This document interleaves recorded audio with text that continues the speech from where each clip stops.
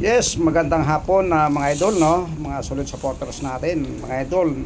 Kilala niyo may itong kahoy na to na dilaw, no? Dilaw ang kanyang bulaklak. Ano bang tawag dito? Golden tree ba? O pati comment na lang, no? So, bukod diyan binigyan tayo ng permission, no? Mayat-mayat tuwalis tayo, no? Kasi yung bulaklak niya nangalaglag, mga idol, no?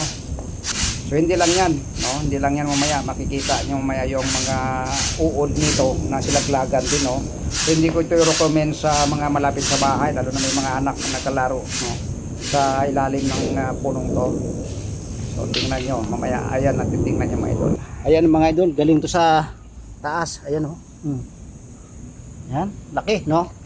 So meron pa ito. Ito naglakad na, oh. Ayan mga idol, oh. So ito yan, galing to sa puno na to. Ito yung may bulaklak. Ayan, oh. Galing ito sa may bulaklak na puno, mga idol. Ito. So parang gusto kong tagain to, no?